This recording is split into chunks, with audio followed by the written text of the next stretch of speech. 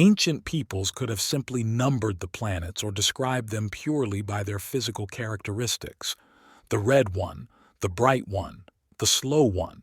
Instead, they wove these celestial wanderers into their most profound stories about existence, power, love, and mortality.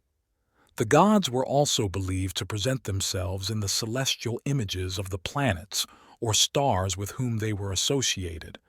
Have you ever wondered why we call them Mercury, Venus, Mars, Jupiter, and Saturn only? Before we start, I have a question for you why nobody added Earth planet in their Greek and Roman Empire culture. Why does Neptune rule the outer solar system? And what made astronomers choose the name Uranus for that distant ice giant? The story of how our planets got their names is a fascinating journey through ancient mythology, human observation, and the evolution of astronomical science. It's a tale that connects the myths of ancient Greece and Rome to our modern understanding of the cosmos, a bridge between the stories our ancestors told and the scientific knowledge we possess today. How the universe's planets were named, after Greek gods and Roman gods. The Babylonians were meticulous record keepers.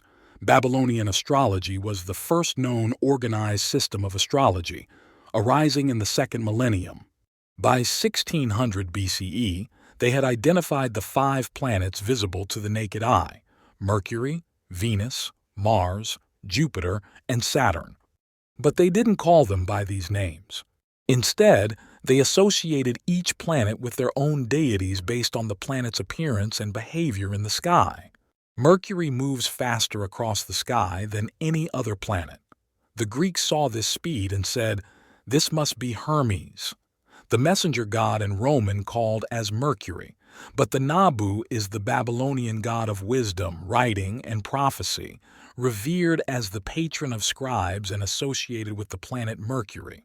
The brightest planet, which we know as Venus, they associated with Ishtar. Greek named it Aphrodite. To the Greeks, beauty meant divinity.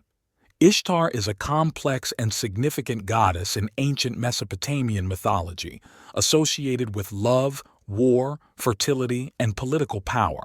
The red planet, Mars, was connected to Nergal, their god of war and pestilence. This association is also present in rituals meant to compel ghosts to return to the underworld through the gates to sunset. The Greeks named it Ares, god of war and violence.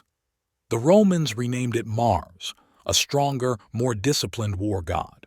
The largest and most majestic planet, Jupiter, was linked to Marduk, their chief deity and creator god. Marduk is praised for his mercy after forgiving. The Greeks named it Zeus, king of the gods. The Romans called him Jupiter as it ruled thunder, order, authority.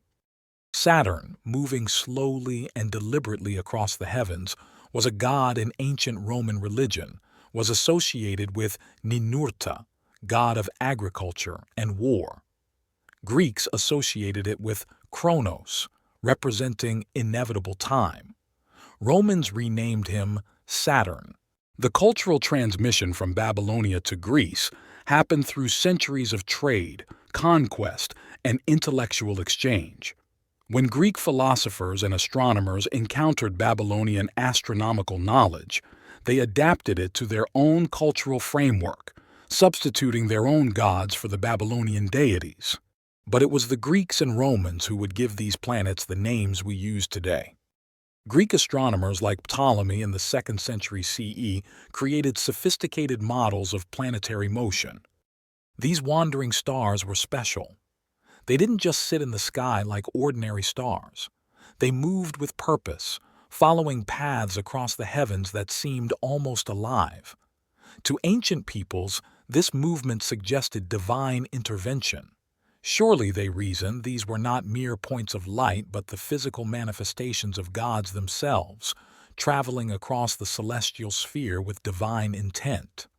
German astronomer Johann Elert Bode, who suggested Uranus after the ancient Greek god of the sky. This choice was brilliant for several reasons. First, it maintained the tradition of mythological names. Second, it created a family connection. In mythology, Uranus was the father of Saturn, Cronus, who was the father of Jupiter, Zeus. The planets would now represent three generations of gods, moving outward from the sun. Various names were proposed, but the suggestion that prevailed came from Leverrier himself, who eventually proposed Neptune after the Roman god of the sea. This was a perfect choice for several reasons culturally and scientifically. 11-year-old English girl named Venetia Burney. Venetia suggested Pluto after the Roman god of the underworld, the equivalent of the Greek Hades. Her reasoning was elegant. Pluto ruled the dark, distant realm of the dead, far from the light and warmth of the living world.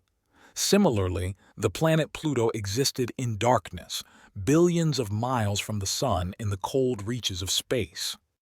The name resonated for several reasons. It continued the tradition of Roman mythological names. The fact that we use Roman names globally is partly historical accident, the result of European colonial expansion and the dominance of European science in the critical centuries when modern astronomy developed. But it's also a testament to the power of the Roman Empire's cultural legacy, Greek gods' power symbols, and the Latin language's role in scientific discourse. Comment below about why ancient people didn't added the planet Earth and solar system as their identity to define.